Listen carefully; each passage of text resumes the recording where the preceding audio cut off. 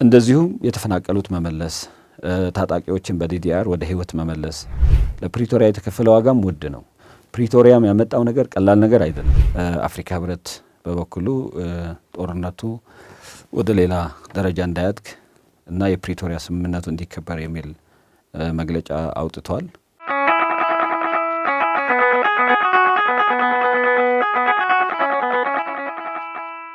ሰላም እንደምናችሁ።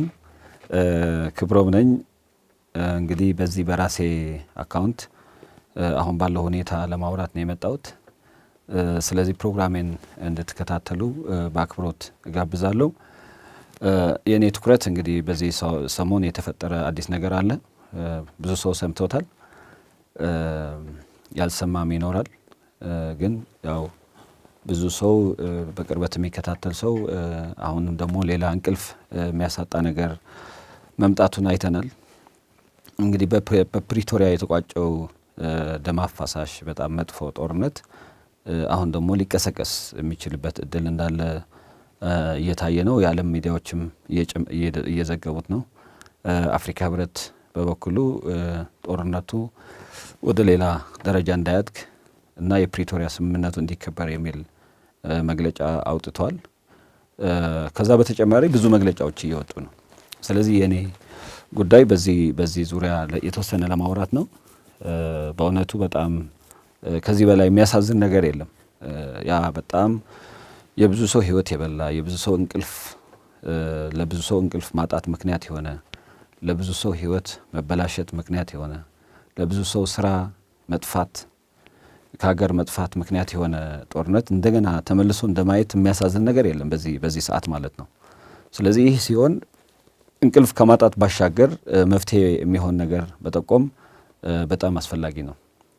ለዚህም ነው አሁን በራሴ መንገድ መስማት ያለበት ሰው መስማት አለበት ብዬ የማምነውን ነገር ለማካፈል የመጣሁት ማለት ነው።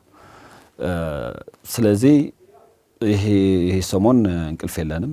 የሚሆነው ነገር እያየን በጣም ያ ቀድሞ የነበረው ሐዘን ቀድሞ የነበረው ስሜት እንደገና ተቀስቅሷል በብዙ ሰው ዘንድ ማለት ነው። ብዙ ጓደኞቼም ቤተሰብም ስጠይቅ ሰው በጣም ተረብሸዋል።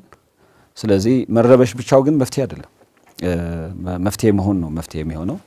ችግሩን ተረድቶ መፍትሄ ማምጣት ከምንም በላይ ነው ብዬ ነው የማምነው። እኔ ደግሞ እንዳንድ እዛ ፖለቲካ ውስጥም እንዳለ ሰው እዛም ያገባኛል ብዬ እንደማስብ ሰው ዝም ማለት አልችልም።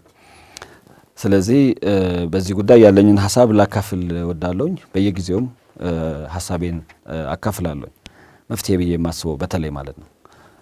ስለዚህ መጀመሪያ አሁን ምንድን ነው እየሆነ ያለው የሚለውን ነገር ማወቅ ያስፈልጋል። በተለይ የፕሪቶሪያ ስምምነት ከተፈረመ በኋላ ብዙ ሰው ደስ ብሎታል። ብዙ የታሰረ ሰው ተፈተዋል። ብዙ የተዘጋ አካውንት ተከፍተዋል።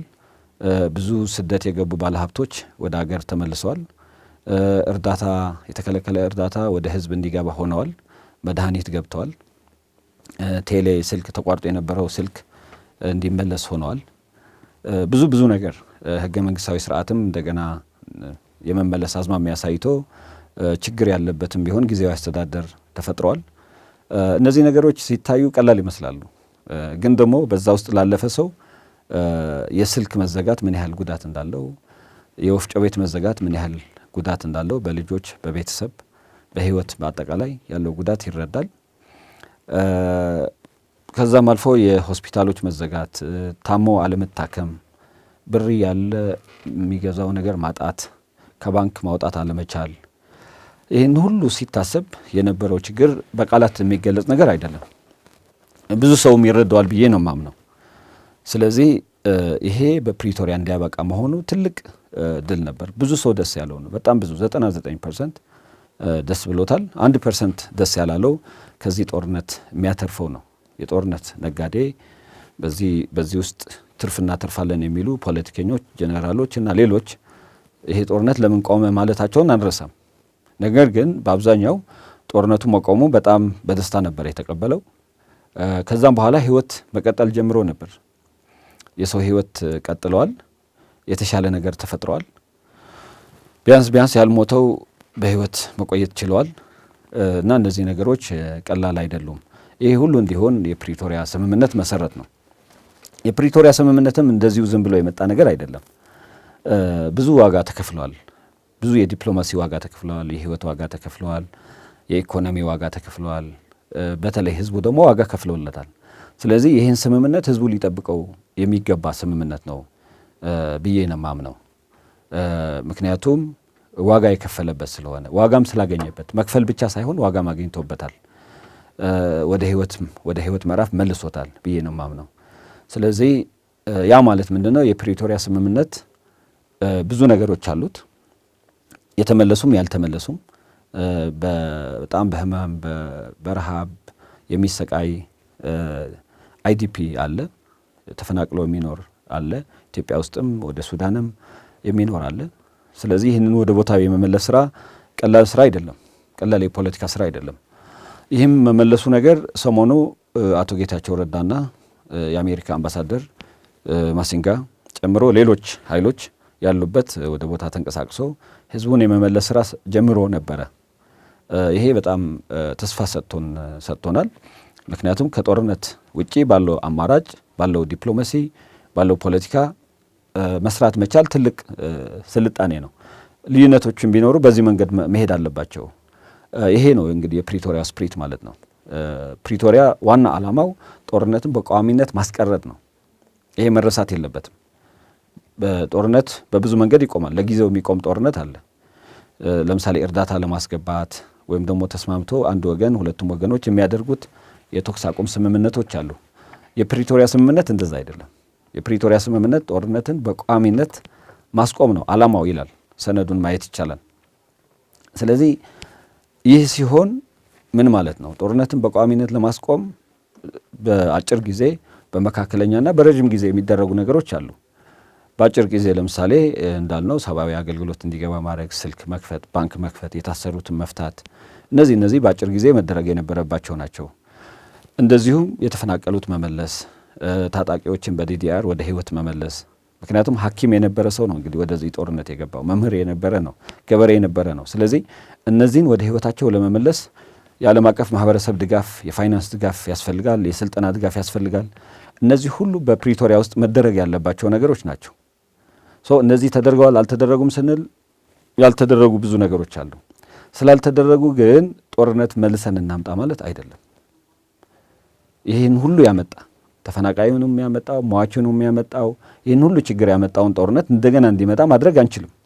ማድረግ ያለብን የተደረገው ተደርገዋል፣ ጥሩ ነው፣ ያልተደረገው ደግሞ ይደረግ ብለን ነው መታገል ያለብን። ስለዚህ እኛ ትግራይ ውስጥ ብዙ ሰው ለውጥ የሚፈልግ ሰው ይህንን የሚያደርግ የጋራ መንግስት ይቋቋም ተብሎ ነበር፣ አልተቻለም። ይህንን የሚከታተል የጋራ ምክር ቤት ይቋቋም ተብሎ ነበር፣ አልተቻለም። ይህንን የሚያደርግ የጋራ የሀገር ሽማግሌዎችም ያሉበት ብዙ ሰው ያለበት ይደረግ ተብሎ ነበር፣ ፌዴራልም መንግስትም ያለበት፣ አልተቻለም። ይህን ሁሉ እንዳይቻል ያደረገው ግን እዛ ክልል ውስጥ ለረዥም ጊዜ ትግራይ ክልል ለረዥም ጊዜ ኢትዮጵያም ውስጥ ለረዥም ጊዜ የኖረው ኃይል ነው ያልተስማማው ማለት ነው። ስለዚህ በምንድን ነው ታዲያ የሚሆነው? ኦኬ መሬት አልተመለሰም፣ ተፈናቃይ አልተመለሰም፣ ብዙ ያልተመለሰ ነገር አለ፣ ፍትህ አልተረጋገጠም። ይሄ ማንም የሚያውቀው ነገር ነው። ይሄ እንዲሆን ምንድን ነው መደረግ ያለበት ሲባል የጋራ ኃይል ነው መፈጠር ያለበት ከሁሉም ማለት ነው። እንግዲህ በዚህ ጦርነት ውስጥ ያላለፈ ያልተጎዳ የለም። ስለዚህ ከተጎዱት ውስጥ አቋቁመንም ሊሆን ይችላል፣ ከፖለቲካ ፓርቲዎችም ሊሆን ይችላል፣ ከምሁራንም ሊሆን ይችላል፣ ከሀገር ሽማግሌዎችም ሊሆን ይችላል። እነዚህን አውጣተን ነው ወደ መፍትሄ መምጣት ያለብን። ስለዚህ በተለይ የአቶ ጌታቸው መንግስት በነበረበት ሰዓት ጊዜያዊ መንግስት እነዚህን ነገሮች ለማድረግ ብዙ ጥረት ተደርገዋል። ኢቨን ምን ተደርገዋል? ህወሓት የበዛበት የጋራ ምክር ቤት እንዲፈጠር ተደርጎ ታስቦ አልተቻለም። ምክንያቱም ህወሓት 100% ካልተቆጣጠርኩት 99% ቢሆን አይሆንም በሚል ማለት ነው። ያ ቢቋቋም ምንድነው ጥቅሙ? አንደኛ በዛ በፕሪቶሪያ መሰረት ከውስጥ ያለውም ችግር ለመፍታት ያመቻል። ከፌዴራል መንግስት ጋርም ሰላማዊ በሆነ መንገድ፣ ስጋት በማይፈጥር መንገድ፣ ከጠመንጃ ባሻገር ባለው መንገድ ለመነጋገር አመቺ ሁኔታ ነበር። ከዓለም አቀፍ ማህበረሰብ ከዛም ሲያልፍ ፌዴራል መንግስትም ዳተኛ ሲሆን ከዓለም አቀፍ ማህበረሰብ ጋር ለመነጋገር የሚያስችል እድል ይፈጥር ነበር። ያ እንዳይሆን ያደረገው ህወሓት ነው። ምክንያቱም እኔ የሌለውበት እኔ ተመረጥኩኝ ነው የምለው። በጌታ ይመረጥ በሰው አይታወቅም። እኔ ሁሉም ነገር ካላረኩኝ በሁሉም ቦታ እኔ ካልኖርኩኝ አይሆንም በሚል አፍርሶታል። ስለዚህ ይሄ በጣም ትልቅ ጠባሳ ጥሏል። ያ ማለት በፌዴራል መንግስት መደረግ ያለበት ደግሞ ተደርጓል ለማለት አይደለም። መደረግ የነበረባቸው በተለይ ከተፈናቃይ ከግዛት ጋር የተያዙ ነገሮች አልተመለሱም። እነዚህ መመለስ አለባቸው። ይሄ በፕሪቶሪያ ልናወራው የምንችል ነገር ነው። እነዚህ እድሎችና ፈተናዎች እንዴት አድርገን እንፍታቸው ሁሌ መነገር ያለበት ነገር ነው ይሄ። ምክንያቱም ይሄ እንደዚህ ካደረግን ወደ ጦርነት ስለማንገባ ማለት ነው። ያ በጣም አስፈሪ የሆነ አስከፊ የሆነ ለየትኛውም ፍጥረት በየትኛውም የፍጥረት አይን መደገም የሌለበት ነገር እንዳይደገም ስለሚያደርግ ነው። ስለዚህ ፕሪቶሪያ ላይ ተመስርተን ነው ሁሌ ማውራት የምንችለው። ይሄ ነገር እስኪፈታ ድረስ ፕሪቶሪያ መነሻችን ነው። ለፕሪቶሪያ የተከፈለ ዋጋም ውድ ነው። ፕሪቶሪያም ያመጣው ነገር ቀላል ነገር አይደለም። ብዙዎቻችን ከእስር እንድንፈታ ምክንያት ሆነዋል። ቤተሰቦቻችን ጋር እንድንገናኝ ምክንያት ሆነዋል። ስለዚህ ቀላል አይደለም። ሁሉም ሰው በተለይ ያለፈበት ያውቃል። እዚህ ላይ ተመስርተን ብናወራ ብዙ ችግሮች ይፈታሉ ብዬ አምናለሁ። ይሄ አንድ ነገር ነው። ይሄ የፕሪቶሪያ ስምምነት ከፌዴራል መንግስት ጋር የተደረገ ስምምነት፣ ዓለም አቀፍ ማህበረሰብ የሚያውቀው ስምምነት ትልቅ ነገር ነው። ሁሌም አክብረ ነው በሱ እንደ መፍትሄ ተጠቅመን መሄድ አለብን። ይሄ በአንድ በኩል። በሌላ በኩል የፕሪቶሪያ ስምምነት ሲፈረም ፕሪቶሪያ ስምምነት ያልተቀበሉ ኃይሎች አሉ። እነዚህ ኃይሎች ለምሳሌ የሻዕቢያ ኃይል ከምንም በላይ መጀመሪያውንም ፕሪቶሪያ ስምምነት እየተደረገ ነው ሲባል ጀምሮ ስምምነት መደረጉን በጣም ተቃውሟል። በጣም ማለት ነው። ለምሳሌ ኢሳያስ አፈወርቂ የራሱ ወጥቶ ተኮሊፍና ብለዋል። ተኮሊፍና ማለት ምንድን ነው? ተስተጓጎልን ማለት ነው። እንግዲህ ትግራይ ውስጥ ያደርግ የነበረውን ጥፋት የሆነ ቦታ ላይ መቆሙ፣ ለዚህ ደግሞ ፌዴራል መንግስትም የትግራይ የቲዲኤፍም የዓለም አቀፍ ማህበረሰብም ኮንትሪቢዩት ማድረጉ በጣም አበሳጭቶታል። ራሱም ገልጾታል። ይሄ ተኮሊፍና ተስተጓጎልን፣ ብዙ ነገር ነበረ። ብዙ ወጣት ማጥፋት ይፈልግ ነበር። ብዙ መሬት መውረር ይፈልግ ነበር። ብዙ በሽታ ማስፋፋት ይፈልግ ነበር። ስለዚህ ተኮሊፍና ብሎ በእቅድ የያዘውን ለረዥም ጊዜ ለ50 ዓመት እና ከዛ በላይ የያዘውን የጥፋት እቅድ ስላልተሳካ ተስተጓጎልን ብሎ በዚህ ደግሞ ከፌዴራል መንግስቱ ጋር ቅራኔ ውስጥ የገባበት ሁኔታ አለ። ይሄ ብቻ አይደለም። ከህወሓትም ራሱ ይሄ ከውስጥ ያለው በጣም ሃርድ ላይነር የሚባለው የህወሓት ክፍል ይህን ስምምነት መፈረሙን አልተቀበለም። አለመቀበሉን በመግለጫ አሳይቷል። የመጀመሪያ የህወሓት መግለጫ ማየት ይቻላል። ለፕሪቶሪያ የላክነው ተወካይ የለም በሚል ነው የሚጀምረው። በዚህ ሂደት ፕሪቶሪያ ሄዱት እነ አቶ ጌታቸው ረዳ፣ እነ ጀነራል ጻድቃን፣ እነ አሰፋ አብርሃና ሌሎችም እንደ ካህዲ ነው የሚቆጥራቸው። መንግስት አፍርሶ የመጡ ፓርላማ አፍርሶ የመጡ አገር ሽጦ የመጡ በሚል ነው እንጂ ጦርነት ያስቆሙ በሚል አይገልጻቸውም፣ እስካሁንም ጭምር ማለት ነው። ለዚህም ነው ከሀገር እንዲወጡ በወታደራዊ ኃይል ትንኮሳ ያደረገባቸው ማለት ነው። አገራቸው ጥሎ ትግራይ ውስጥ መኖር ወደማይችሉበት ደረጃ። እንግዲህ እነዚህ ሰዎች በችግሩም አልፈዋል፣ የሚችሉትን ሁሉ አድርገዋል። እንደ ሰውም ተሳስቶ ይሆናል። ነገር ግን በዛው አገር እንዳይኖሩ የሚያደርጋቸው ነገር ምንም ነገር የለም፣ ቢያጠፉም ጥፋታቸው ከማረም ውጪ ማለት ነው። ነገር ግን ፕሪቶሪያ በመፈረማቸው በፕሪቶሪያ ስምምነት ጊዜያዊ አስተዳደር በማቋቋማቸውና ያ ከፕሪቶሪያ በኋላ የቀጠለ ህይወት በማስቀጠላቸው ለምንድን ነው እንደዚህ ያደረጋችሁ ተብሎ እንደ ካህዲ እንደ ፌዴራል መንግስት ተላላኪ ተቆጥሮ ለግድያ የተመቻቹበት ጊዜ ነበር። ይሄ ደግሞ ሲሆን በጣም የሚያሳዝነው ነገር በሻዕቢያ በሚመራው ቡድን ነው የተደረገው። ስለዚህ ሄዶ ፕሪቶሪያ ከተፈረመ በኋላ ህወሓት ውስጥ የነበረው የነ ስብሐት ነጋ ዳይናስቲና የኢሳያስ አፈወርቂ ክፍል አንድ ላይ ነው የቆመው። አንድ ላይ ቆሞ ይሄ ፕሪቶሪያ ስምምነት እንዳይፈጸም፣ እነዚህ ፕሪቶሪያ የፈረሙ ሰዎች በህይወትም እንዳይኖሩ፣ ግድያም እንዲፈጸምባቸው፣ እዛ ውስጥም እንዳይኖሩ፣ አስተዳደሩም እንዲፈርስ ይሄ ትልቅ አመራር የሰጠው ኢሳያስ ስርዓት ነው። ኢሳያስ አፈወርቂ ነው። የሻዕቢያ ስርዓት ነው። ይሄ ብቻ አይደለም። እንግዲህ ብዙ ኃይል ህወሓት በትግራይ ውስጥ ወደ 50 ዓመት አካባቢ ተቆጣጥሮ ስለኖረ በብዙ ቦታ መዋቅር ስለነበረው ከዛ መዋቅር ጋር በመሆን የራሱ ስለያ በማስገባት የማይፈልጋቸውን ሰዎች ከመግደል ጀምሮ እስከ ማሳደድ ሄደዋል ማለት ነው ከፕሪቶሪያ በኋላ። ይሄ ብቻ አይደለም። ከፌዴራል መንግስት ያለውን ውጥረት በዚህ ምክንያት ወደ ከፍተኛ አደጋ የደረሰበት ሁኔታ እንደ መፈጠሩን አይተናል። ስለዚህ የሻዕቢያ መንግስት የፕሪቶሪያ ያልተቀበለበት ምክንያት እሱን ስለሚጎዳው አይደለም። እሱን ስለሚጎዳው አይደለም። ዋናው ምክንያቱ ምንድነው? የትግራይ ህዝብ ማጥፋት አለብኝ ብሎ የሚያስብ የኤርትራ መንግስት፣ የኢሳያስ መንግስት ፕሪቶሪያ በመፈረሙ ፌዴራል መንግስትን እንደ ጠላት እና አቶ ጌታቸውን እንደ ጠላት የአሜሪካ መንግስትም እንደ ጠላት አድርጎ ቆጥረዋል፣ በግልጽ ማለት ነው ኢሳያስ በተናገረው። ስለዚህ በዚህ በኩል ያለውንም ማየት አለብን ማለት ነው። ፕሪቶሪያ የተቀበልነው ወገኖች በአንድ በኩል፣ ፕሪቶሪያ ያልተቀበሉት ወገኖች ደግሞ በሌላ በኩል የሚያደርጉትን ነገር በማየት አሁን ያለውን ሁኔታ መረዳት ያስፈልጋል። ስለዚህ ከጅምሩ ፕሪቶሪያ ያልተቀበሉ ኃይሎች የራሳቸውን አሊያንስ ፈጥረዋል፣ ስም ሰጥተውታል፣ ይሄንን ጽምዶ ብለውታል። በዋናነት የሻዕቢያና የህወሓት የስብሃት ነጋ ጀነራሎች፣ በጥቅም በዝምድና የተሳሰሩ ጀነራሎች ከኢሳያስ አፈወርቂ ጀነራሎች ጋር የሚያደርጉት ወታደራዊ ትብብር ነው፣ ፖለቲካዊ ትብብር ነው። ይሄ በተለያየ ከተማ በሰልፍ ያደረጉት ነው፣ የተደበቀ ነገር የለውም። የዚህ ዓላማም ነግረውናል። የዚህ ዓላማ ኢትዮጵያ አሰብን ለማስመለስ ስለምትወረን ጦርነቱን ትግራይና አማራ ማድረግ አለብን። ስለዚህ ትግራይን እንደ ስትራቴጂክ ዴፕስ ወይም ደግሞ እንደ በፈር ዞን አማራንም ሌላውንም ክፍል እዛ በሚያንቀሳቅሷቸው የራሳቸው ኃይሎች ማለት ነው ለማድረግ ነው እቅዳቸው። ስለዚህ ይህንን እቅድ ለማድረግ ፕሪቶሪያ ከተፈረመበት ወይም ደግሞ ይፈረማል ከተባለበት ጊዜ አንስተው ይህንን ለማድረግ ተንቀሳቅሰዋል።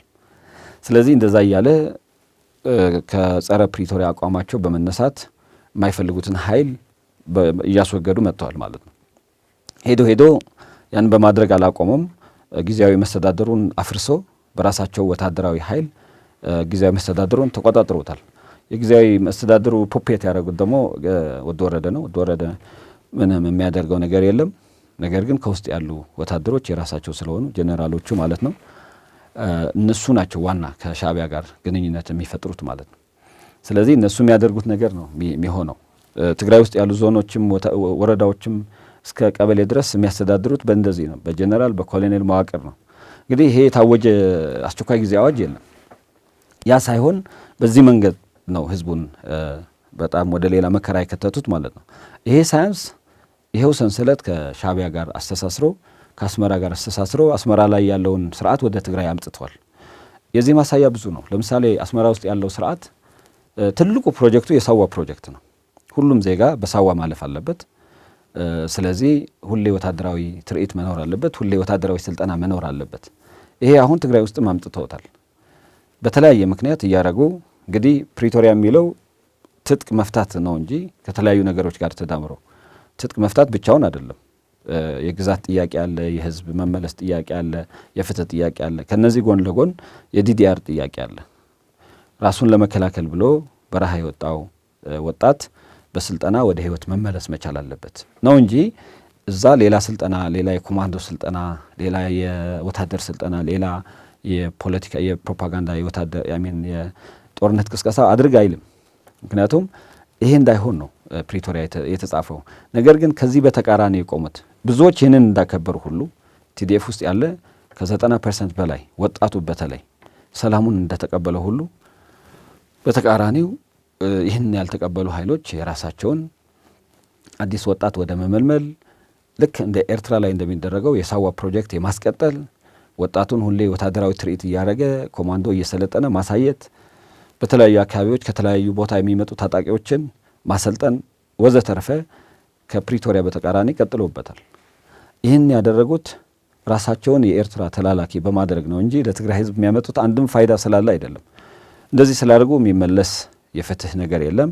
እንደዚህ ስላረግ ፕሪቶሪያ ይከበራል የሚል ነገርም የለውም። ስለዚህ ፕሪቶሪያ በራሱ መንፈስ በራሱ መንገድ ነው እንጂ በዲፕሎማሲ መንገድ ነው እንጂ በኮማንዶ መንገድ የሚመለስ አይደለም። ነገር ግን መጀመሪያውንም ፕሪቶሪያ መፈረም የለበትም ብሎ ስለሚያምኑ ቀጥሎም ከኤርትራ ጋር ጽምዶ የሚል ነገር ስለፈጠሩ ሲቀጥልም ከፕሪቶሪያ በተቃራኒ የራሳቸው ጋዜጠኞችና ፖለቲከኞች አስመራ ድረስ እየሄዱ እየቀረጹ ይህም በድብቅ አይደለም እየቀረጹ ብዙ ማስፈራሪያዎች ለኢትዮጵያ መንግስትም ይሁን ትግራይ ውስጥ ለምንንቀሳቀስ ፖለቲከኞችም ይሁን ብዙ ማስፈራሪያዎች አድርገዋል። ማስፈራሪያ ብቻ አይደለም፣ ለኛ አይጠቅምም ያሉት ሰው ከመቀሌ ድረስ መጥተው ከተለያዩ የትግራይ አካባቢዎች እየወሰዱ እያፈኑ አስመራ ወስዶ ምን እንዳደረጉት እንኳን አይታወቅም ማለት ነው። ለምሳሌ ፊልሞን የሚባል የፊልም ባለሙያ እንግዲህ ሻዕቢያ የሰራውን ነገር ይቀርጽ ነበር ስለተባለ በዚህ መንገድ ወስደውታል። ስለዚህ ምን ለማለት ነው? ለትግራይ ሰላም፣ ለፕሪቶሪያ ሰላም ትልቅ ስጋት የሆነው ይሄ ጽምዶ ነው፣ የኢሳያስ ጽምዶ ነው። እንዳልኩት ትግራይ ውስጥ ኤሪትሪያናይዜሽን ኦፍ ትግራይ ያለው ስርዓት ጠቅላላ ወደ ኤርትራ እንዲቀየር ጠቅላላ የወታደራዊ ትርኢት፣ ትግራይ ማለት የወታደራዊ ትርኢት፣ የሚፈጠረው በጀት፣ መንግስት የሚለቀው በጀት ሁሉም ወደ ወታደራዊ ካምፕ እንዲገባ፣ ትግራይ ውስጥ ከወታደራዊ ነገር በስተቀር ሌላ ነገር እንዳይቻል፣ ሌላ ሰው እንዳይገባ፣ ሌላ ዲፕሎማት እንዳይገባ፣ ሌላ የፖለቲካ እንቅስቃሴ እንዳይደረግ፣ ምርጫ እንዳይታሰብ፣ ይሄ በመግለጫ ያወጡት ነገር ነው። ስለዚህ ምንድን ነው እያሉ ያሉት? እንግዲህ የራሳቸውን መሪ በወታደራዊ መንገድ እየመረጡ ነው። ከዚህ ውጪ ምንም ችግር እንኳን ቢኖርበት ምርጫ እንዲደረግ ከማድረግ ወጥተው በጉልበት ሁሉም ነገር ወደ ማድረግ ተሸጋግረዋል። ይሄ ነው እንግዲህ ጦርነት እየወለደ ያለው ማለት ነው። ስለዚህ እኛ አሁን ትግራይ ውስጥ ማንም እንኳን ቢፈልገው እኛ አንፈልገውም። ሌላ ሰው እንኳን ቢፈልገው፣ ለምሳሌ ፌዴራል መንግስት እንኳን ቢፈልግ ተው ብለን ነው በፕሪቶሪያ መሰረት መለመን ያለብን እንጂ እኛ ጦርነት እንዲመጣ ማድረግ የለብንም። ስለዚህ ይሄ የትግራይ ህዝብ የሚፈልገው ነገር ነው። ትግራይ ውስጥ ያለ ፖለቲከኛ የሚፈልገው ነገር ነው። ትግራይ ውስጥ ያለ ቲዲኤፍ የሚፈልገው ነገር ነው። ይህን የማይፈልጉ ግን የኢሳያስ አገልጋዮች የሆኑ የህይወት ዘመን አገልጋዮች ማለት ነው። ድሮም ቢሆን ኢሳያስ ሳህል ውስጥ እንዳይጠፋ ከደርግ ጋር ባደረገው ውጊያ ሳህል ላይ ተሰልፎ ከኢሳያስ ወገን ሆኖ ኢሳያስን አትርፈናል ብሎ የሚመኩ ኃይሎች አሁንም ቢሆን ኢሳያስ ሌላ ችግር እንዳይገጥመው፣ የኢሳያስ የኤርትራ ነጻነት ችግር ውስጥ እንዳይወድቅ፣ አሰብ ችግር ውስጥ እንዳይወድቅ በሚል ግልጽ ፕሮፓጋንዳ የትግራይን ህዝብ ወደ ሌላ ጦርነት እየከተቱት ነው። እነዚህ ሰዎች ይብቃችሁ ማለት አለባቸው። እዚህ ላይ ወደ ማብቂያ ሁለት ነገር ግልጽ ማድረግ እፈልጋለሁ። በአንድ በኩል አሁንም ቢሆን ለፕሪቶሪያ ስምምነት ኮሚትድ የሆነ ሰው፣ ፕሪቶሪያ ስምምነት የነበረውን ጦርነት ያስቆማል የሚል ሰው ሁሉ ለፕሪቶሪያ መቆም አለበት። አሁንም ማለት ነው። በፕሪቶሪያ መንገድ ነው በዲፕሎማሲ ነገሮችን በዲፕሎማሲ ካለምንም ጦርነት ካለምንም ችግር መፍታት የምንችለው። እንግዲህ ፕሪቶሪያው ወደ ህገ መንግስቱ ነው የሚያመጣን። ህገ መንግስቱ ያለው ችግር ይታወቃል፣ ያለው ጥሩ ነገርም ይታወቃል።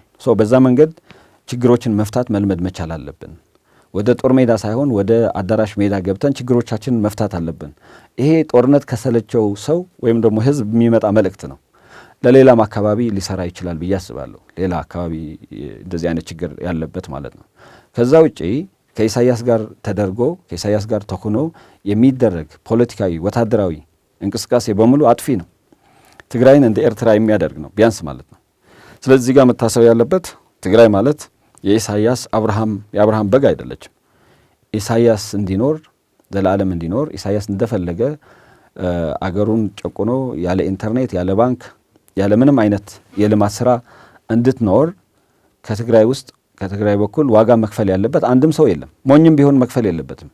እንግዲህ እሱ ያሞኛቸው ድሮ የሆነ ክትባት የሰጣቸው የእሱ ተላላኪዎች አሉ፣ የህይወት ዘመን ተላላኪዎች በነ ስብሐት ነጋ የሚመሩ በነ ዳዊት ገብረ እግዚአብሔር የሚመሩ ማለት ነው። እነዚህ ሰዎች ኤርትራ ውስጥ እንደፈለጉ የሚንቀሳቀሱ ናቸው። ለዚህ ሁሉ ችግር መሪዎች እነሱ ናቸው።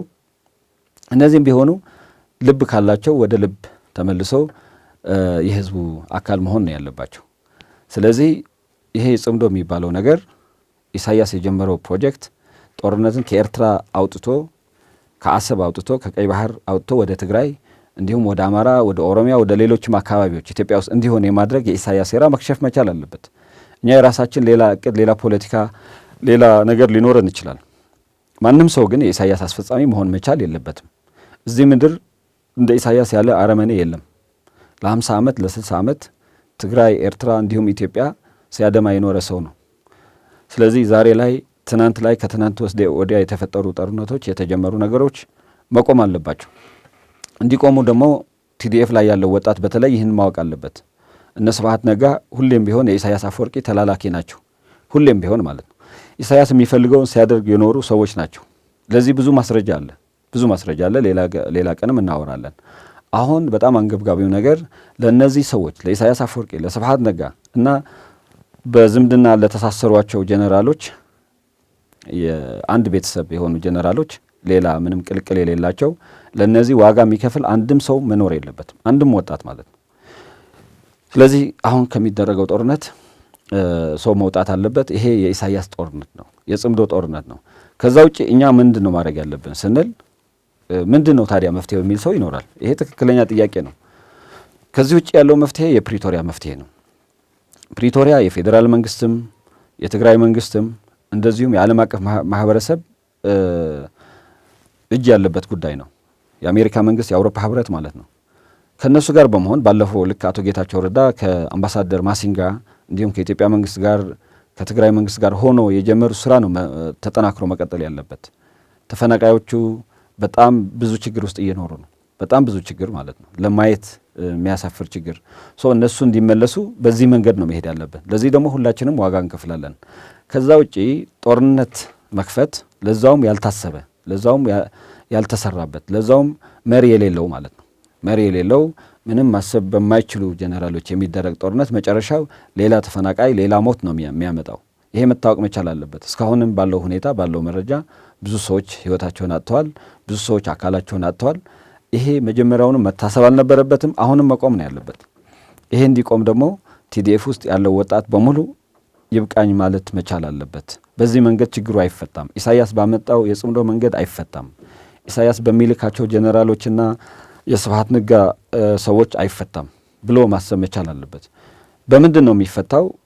ሁሉም ወጣት እንግዲህ በስራው በፖለቲካው በኑሮው የዚህ የፕሪቶሪያ ስምምነት አካል በመሆን ፕሪቶሪያ እንዲፈጸም በማድረግ ፖለቲካ ፓርቲዎች ላይ ተጽዕኖ በማድረግ የትግራይ መንግስት ላይ ተጽዕኖ በማድረግ ትግራይ ላይ ይህንን የሚፈታ መንግስት በማቋቋም ነው የሚፈታው ብሎ ማሰብ መቻል አለበት። ስለዚህ እነዚህ ነገሮች ግምት ውስጥ አስገብቶ በአንድ በኩል የፕሪቶሪያ ስምምነት እንዴት እንደመጣ በማሰብ ዋጋ ተከፍሎበታል። ዋጋ ተከፍሎበትም ውጤቱም ዋጋ አምጥተዋል። ቢያንስ እንደ ህብረተሰብ እንድንቀጥል ምክንያት ሆነዋል። እዛ ላይ የቀሩ ጥያቄዎች እንዴት ይመለሱ ብሎ በማሰብ እና ትልቁ መሳሪያችን ፖለቲካ በማድረግ ዲፕሎማሲ በማድረግ ችግሮችን መፍታት እንችላለን። ይሄ አንድ ነገር ነው። እዚህ ላይ ሁላችንም መስራት አለብን። ያለምንም ጥይት፣ ያለምንም አውሮፕላን መቋረጥ፣ ያለምንም ስልክ መዘጋት፣ ያለምንም ባንክ መዘጋት ማለት ነው። ይሄ ማድረግ እንችላለን። ያለምንም መታሰር ይህንን ማድረግ አለብን። ሁላችንም እዚህ ላይ መስራት አለብን ብዬ አምናለሁ። በሌላ በኩል ኢሳያስ አፈወርቂ የሻዕቢያ ፕሮጀክት ትግራይ ላይ ለማስፋፋት እንዲሁም ሌሎች የኢትዮጵያ አካባቢዎች ላይ ለማስፋፋት ያመጣው ሰይጣናዊ ስራ፣ ይሄ ስራው እንግዲህ ለ50ና ለ60 ዓመት ሰርተዋል። ይህንን የማያቅ ትግራይ ውስጥ ሆኖ ይህንን የማያቅ የኢሳያስን አረመኔነት የማያቅ እንኳን ሰው እንስሳ የለም። ስለዚህ ይህን አረመኔያዊ ስራ ወደ ትግራይ ጀነራሎች ዘልቆ ገብተዋል። ወደ ተወሰኑ፣ ሁሉም አይደሉም። ይህንን የተቃወሙ ሰዎች አሉ። እንግዲህ እነ ጉዕሽ ገብረ የሚያክል ትልቅ ጀነራሎች ይህንን ስላልተቀበሉ ታስረዋል። ለመታሰራቸው ሌላ ምክንያት ሊኖር አይችልም። ትግራይ ውስጥ ነበር የሚኖረው፣ ታስረዋል። የታሰረው የሻዕቢያን ጽምዶ ስለማይቀበል ነው። የሻዕቢያን ጣልቃ ገብነት ስለማይቀበል ነው። ስለዚህ ለጉዕሽ ገብረ ያልሆኑ ጀነራሎች ለማንም ሊሆኑ አይችሉም። እነዚህ ሰዎች አንድና አንድ ከስብሃት ነጋና ከኢሳያስ የሚመጣላቸው መልእክት እያመጡ ትግራይን የኢሳያስ በፈር ዞን ማድረግ፣ የኢሳያስ የአብርሃም በግ ማድረግ፣ በዛም ምክንያት ከኢትዮጵያ መንግስት ጋር ማጣላት፣ ወደ ጦርነት ማስገባት፣ የነበረው ችግር እንደገና እንዲመጣ ማድረግ፣ ተስተጓገለ ያለው የኢሳያስ ፕሮጀክት ተኮሊፍና ያለው የኢሳያስ ፕሮጀክት ማስቀጠል፣ ወጣቱ በስደትም በረሃብም በጦርነትም እንዲያልቅ ከማድረግ ውጪ ሌላ ምንም ነገር የለው። ስለዚህ ሁሉም ሰው የፕሪቶሪያ ስምምነት እንዲፈጸም ግፊት በማድረግ ጫና በማድረግ በማሰብ መቆም አለበት። በተቃራኒ ደግሞ ኢሳያስ ለሚያመጣው የትኛውም ነገር ባለመቀበል በመቃወም መተኮስ እንኳን ካለብን ወደ ኢሳያስ ነው መተኮስ ያለብን፣ ወደ ኢሳያስና ኢሳያስ ወደ ላካቸው ኃይሎች ማለት ነው። ይሄ ምናልባት አስፈላጊ ከሆነ ማለት ነው እንጂ ከዛ ውጪ ከኢትዮጵያ መንግስት ጋር የሚያስተሳስረን ዓለም አቀፍ ስምምነት አለ። እሱ ላይ ነው መስራት ያለብን። ይሄ የኔ መልእክት ነው። እንግዲህ እስከ ዛሬ ድረስ ያለው ጥፋት እንቅልፍ የነሳው ብዙ ሰው አለ። በተለያዩ አካባቢዎች የሚያሳስበው ሰው አለ። ይሄ የሚያሳስበን ነገር ከማሰብ ወጥተን ከመጨነቅ ወጥተን አብረን መስራት ያለብን ነገር አለ። እሱ ነገ ከነገ ወዲያ በየቀኑ አዳዲስ መልእክቶች እያዝኩኝ እመጣለሁኝ። እስካሁን ድረስ ስላዳመጣችሁን በጣም አመሰግናለሁ። መልካም ጊዜ